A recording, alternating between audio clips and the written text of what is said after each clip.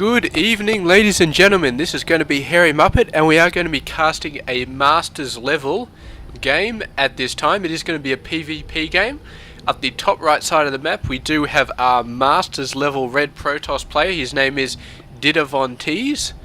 And up the top left side of the map, we do have a blue Protoss player. He is Diamond League, and his name is Sirak. So we are going to be going ahead. We're going to be seeing what sort of awesome things these players get up to.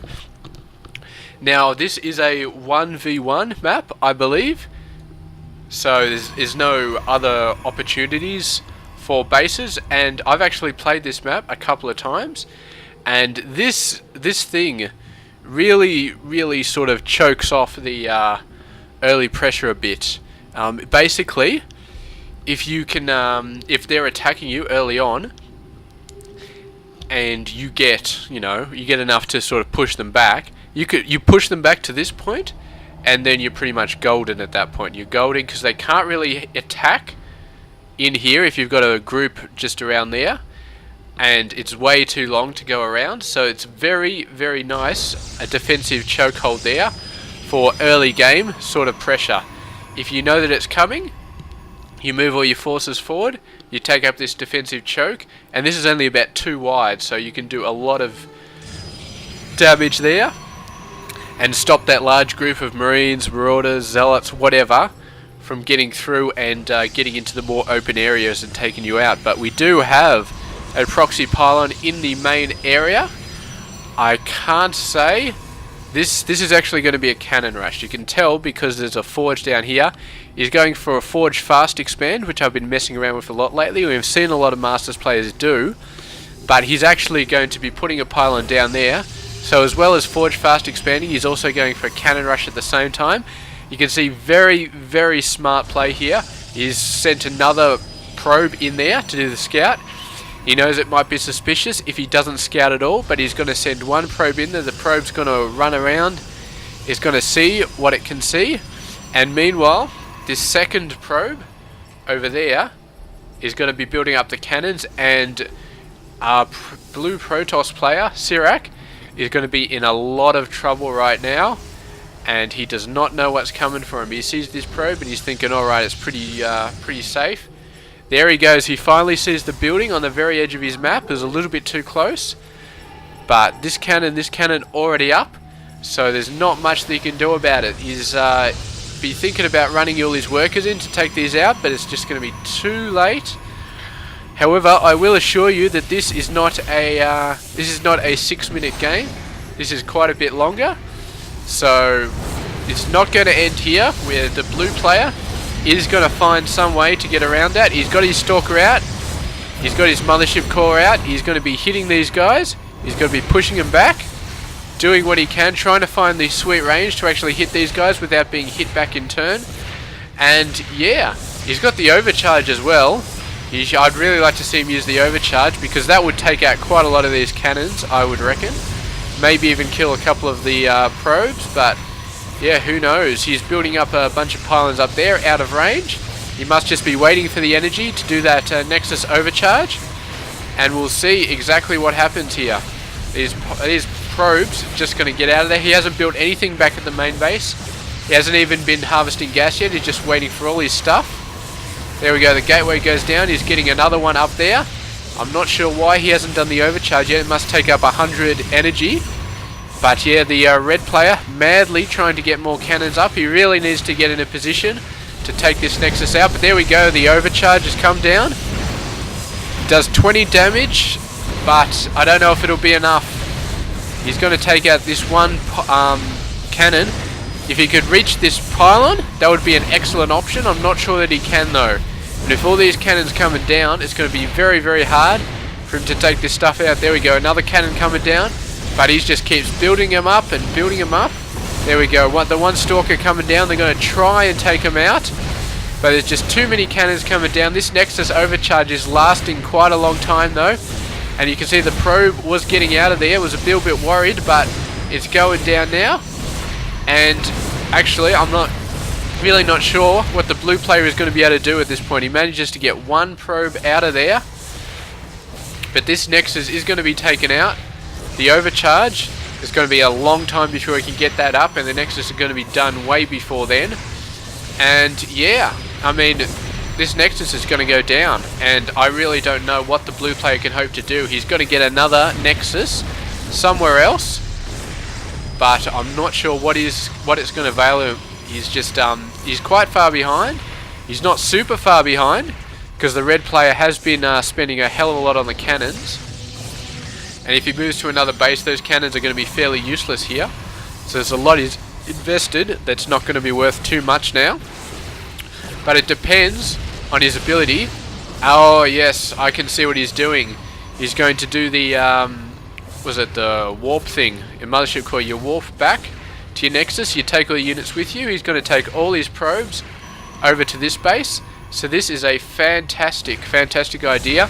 And the chances of these cannons making it all the way over there before he's got enough energy for that, before the Nexus comes up, is very, very low. So he should be fine.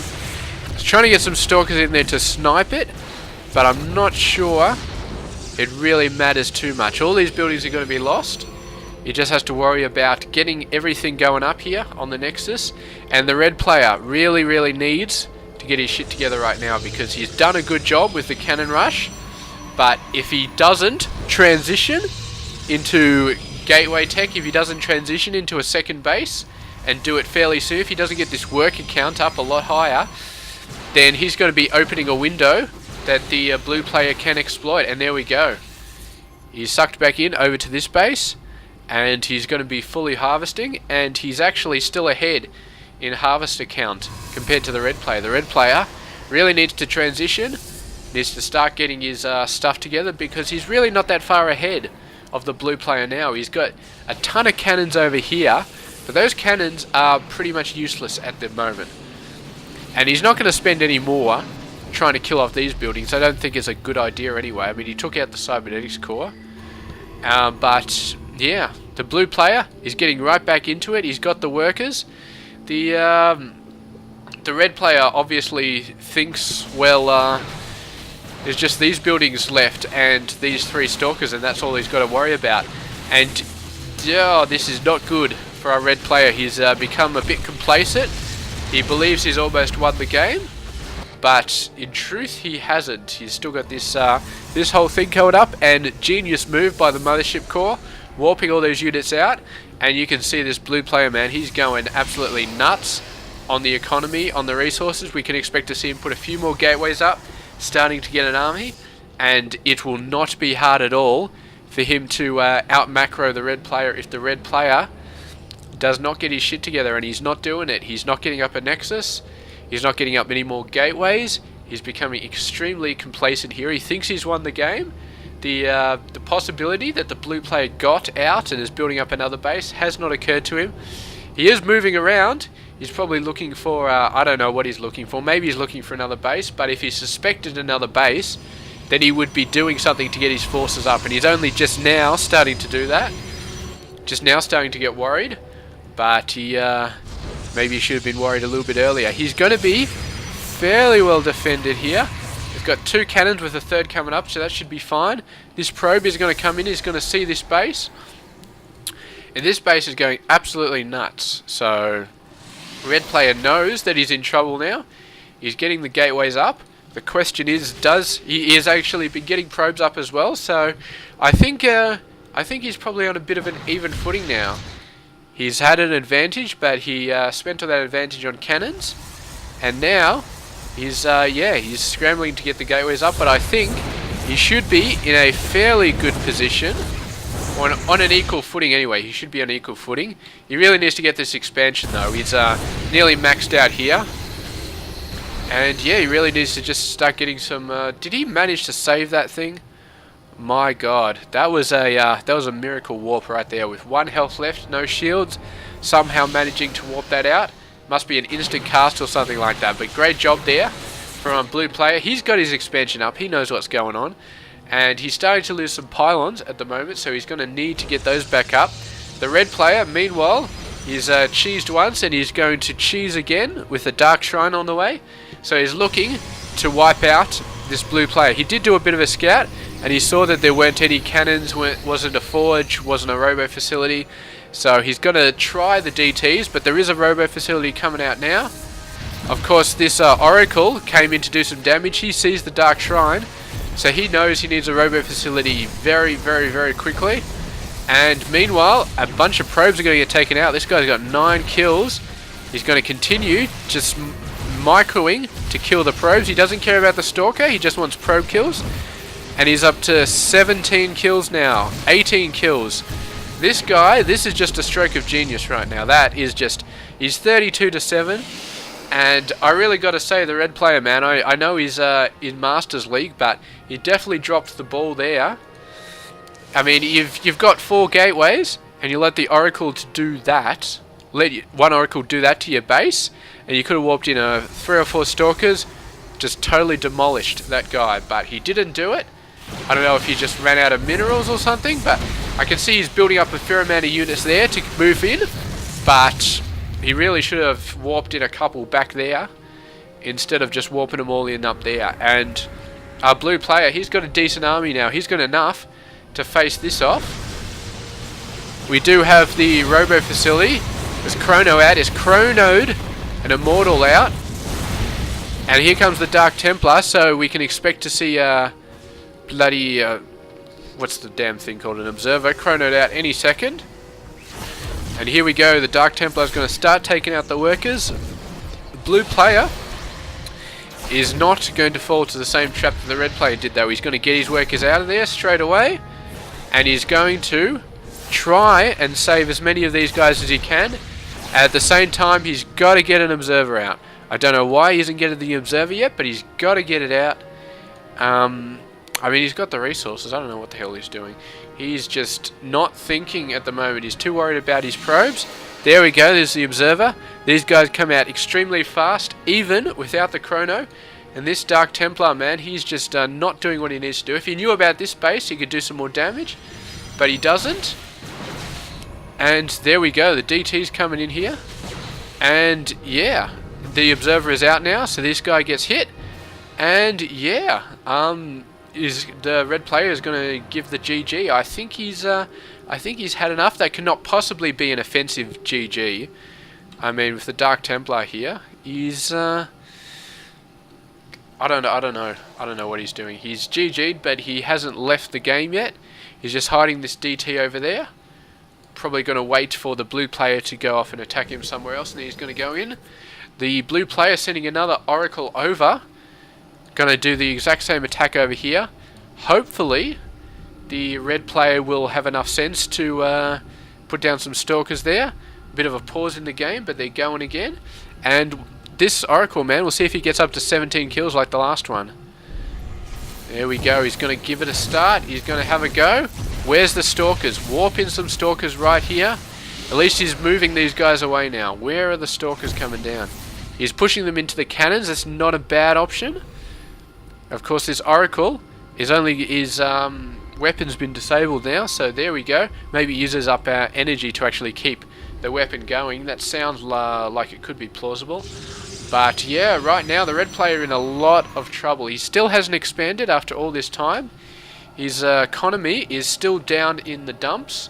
And here we go, the Dark Templars going to be moving in here, but the blue player had enough sense to build one cannon up there. And the Dark Templar, he's going to get a few probes. He's actually got 17 kills as well from the previous thing. But he is going to be screwed here. There's got to be an Observer coming in to wipe this guy out. The Dark Templar may have to jump around, but the red player, he's going to move these forces in as well. So the blue player has to worry about being attacked on 2 fronts here. I would not be surprised if he just left the DT, just let it sit there, and concentrated on this force. I don't know if he actually knows this force is coming in. He does not. But he's worried nonetheless, otherwise he'd be chasing that DT all over the place. He sees the force come in, and he is ready for it. There are a large amount of Zealots though, but I think he should be alright. He's got a large amount of Stalkers. The red player doesn't have that many Stalkers. And the Immortals, once the Zealots are out of the way, the Immortals will just wipe out the Stalkers. And the DT coming in here, but there was another cannon that went down.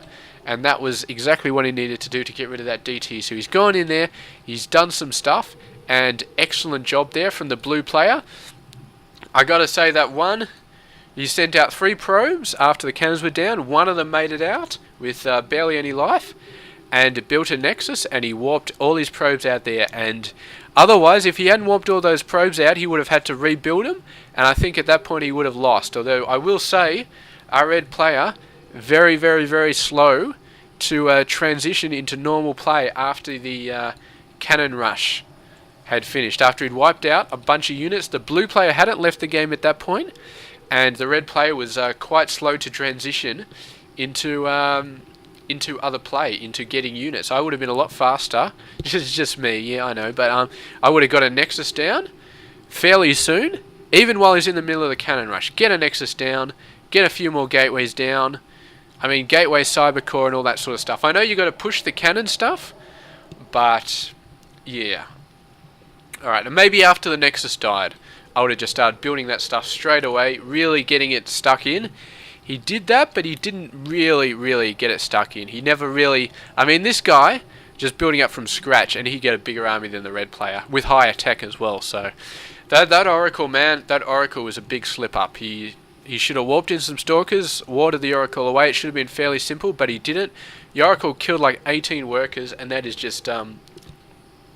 And it's just absolutely crazy. 18 workers, and you couldn't warp in a couple of Stalkers to get rid of it. So that was I'd say a fairly big slip up, and that mistake may have cost him the game, because he just didn't have the income after that. He was constantly running out of minerals and stuff like that. Plus he never got his second base. So if we have a look at the income, yeah, still 16 to 36, and that was mainly from the first Oracle. The second Oracle got some hits, but I think Stalkers got rid of that one without it taking too many probes out. So there we go. It's been a Masters level game with DitaVonTeese versus Sirak. Sirak managing to scrape away from that cannon rush, managing to build up a second base over there, and really after that he just pushed the ball, pushed it really hard, got an army up, did all the right things after that, and managed to get the win out. And I gotta say, it's a little bit due to DitaVonTeese not transitioning properly, not really pushing it as hard as the blue player was pushing it. So congratulations to Sirak for a job well done. Thank you very much for watching. This has been Hairy Muppet.